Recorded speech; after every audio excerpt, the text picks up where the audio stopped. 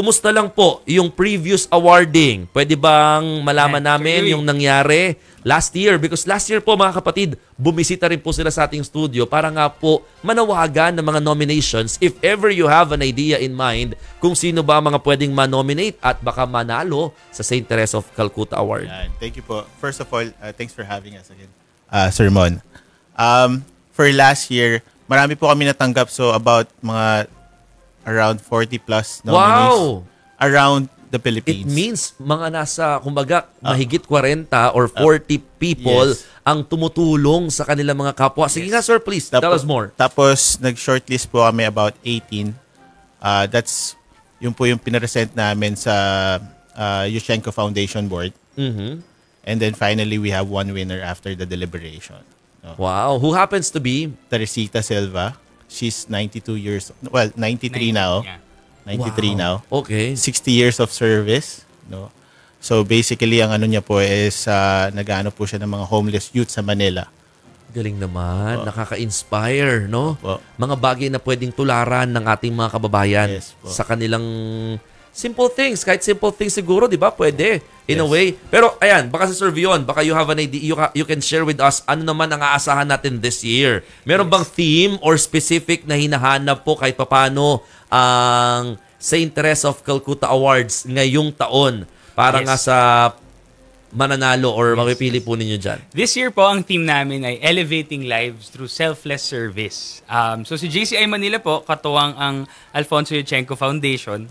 Ang theme po talaga namin ay Elevate para sa taong ito.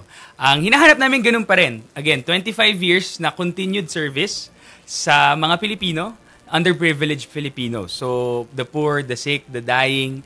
At ganun pa rin, ang mananalo ay may gantimbala mula sa AY Foundation, sa chosen charity nung mananalo, at sa kanya mismo, sa taong yun mismo. Kaya nananawagan kami sa lahat po ng may kakilala. Sa buong Pilipinas po ito, basta Pilipino na tumutulong for 25 years. Yan. I-message po kami. Meron kaming Facebook group, Facebook page. Message nyo kami, or pwede nyo kaming email sa official.scca@gmail.com. Opo. Sir, may nagtatanong dito sa comment section.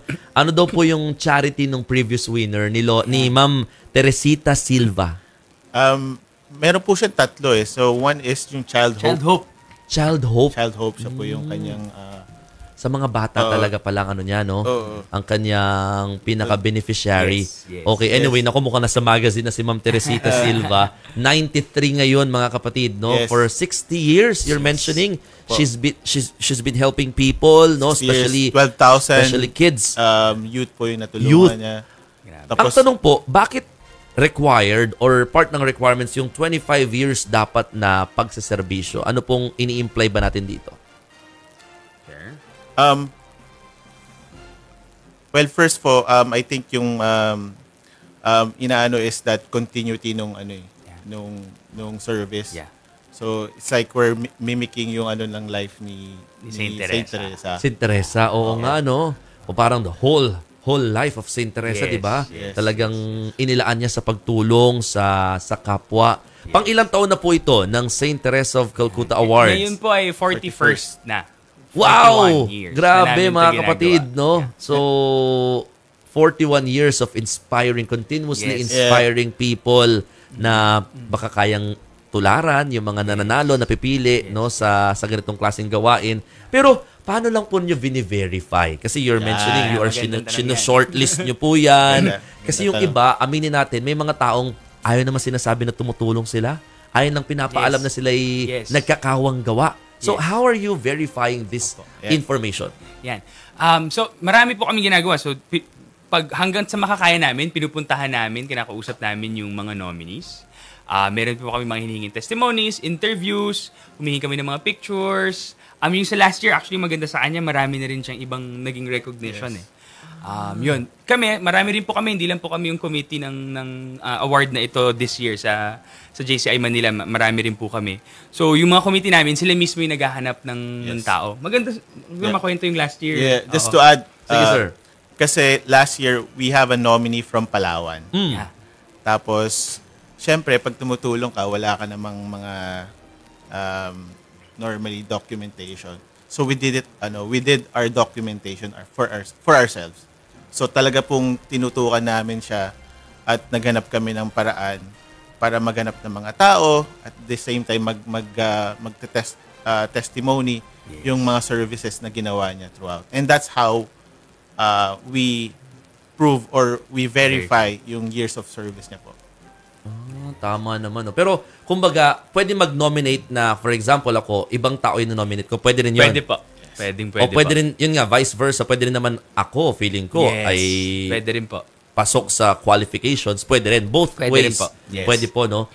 Para po sa kaalaman ng lahat, although it's 41 years na itong St. Teresa of Calcutta Awards, bakit lang po tayo nagbibigay ng ganitong klaseng parangal sa mga specific individuals or pwede rin po bang organization dito o talagang tao dapat? Tao po. Tao okay, po yun. Bakit so po natin ginagawa ito? Para po sa kaalaman ng lahat. Para baka mas makakuha sila ng idea kung sino ba yung next na dapat bigyan po ng parangal. Sir Vion. Yes.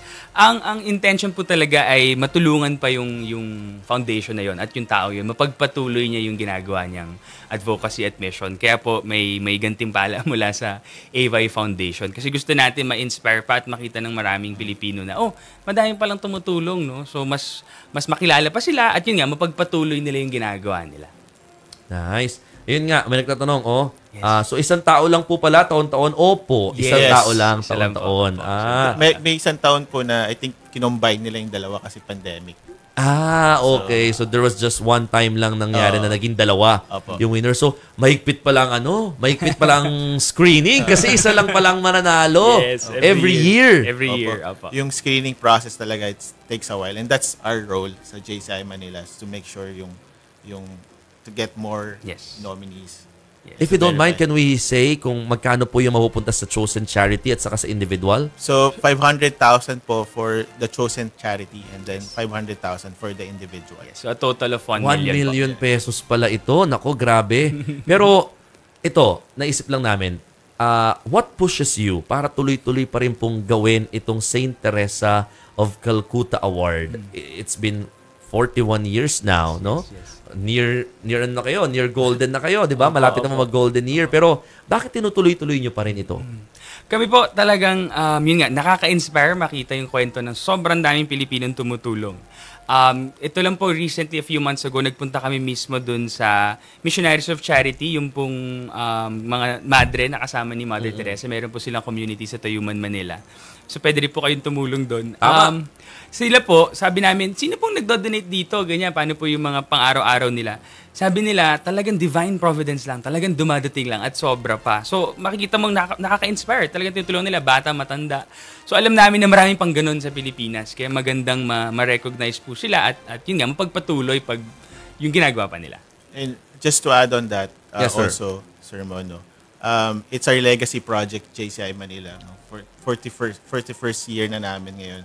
At nag-start po ito sa mga past president namin. Yes. So, which is si Alfonso Yuchenko din po himself. Kaya tinuloy-tuloy na, no? Yes, kasi nga maganda naman yung hangarin. So, pumunta po dito si Mother Teresa po. Nung time na yun? With the help of Ambassador Bagaching, which is also our past president. Okay, ngayon santo na. Yes. Si Mother Teresa before, di ba? Correct. Kaya naman talagang, medyo ano talaga pala, obligado kayong ituloy. Correct. Dahil bumisita dito si Mother Teresa mismo or Saint Teresa rather, no? Yes. Okay, nabanggit mo na kanina, Sir Vion, pero maganda siguro ulitin natin paano ba mag-nominate. Baka may mga gusto rin makiisa sa inyong advocacy mamaya. Si Sir Louie naman mag-invite. Pwede ba yung ganon? Please. Yes. So again, nananawagan po kami sa lahat po ng may kilala. Pwede pong i-nominate na inyong sarili sa St. Teresa of Calcutta Award sa taong ito. Again, 25 years of continued service sa underprivileged Filipinos. Meron po kaming Facebook page, STC Award. Yan. Hanapin niyo po kami sa Facebook at meron din kaming email official.stca@gmail.com. Ayan, sa mga advocacies ng JCI Manila, please, Sir Louie, paano ba? Pwede ba makisali or paano ba makatulong? Ano ba mga next yung pang mga gagawin or balak pang ayusin or gawin? Okay, well, JCI Manila is a young leaders organization. Our aim is to create positive change in the community. So, marami po kami mga projects across. Actually, ngayon, we have a big one, no? Electric Sabado. Sabado po. This Saturday? Yes. For the benefit of Hospicio de San Jose. Opo. Oo, sa Alabang po. Meron kaming fun run sa gabi, so pwede po kayong sumali. Electric run. Yan. Electric run, yeah. Electric run? Opo. Yes. So, Okay. fun run sa gabi, tapos medyo may mga makulay. Oo. Marami po kaming project that, yung fund po talaga ginagamit namin for community development. Like, yung mga projects namin, yun nga, like yung electric run. Okay.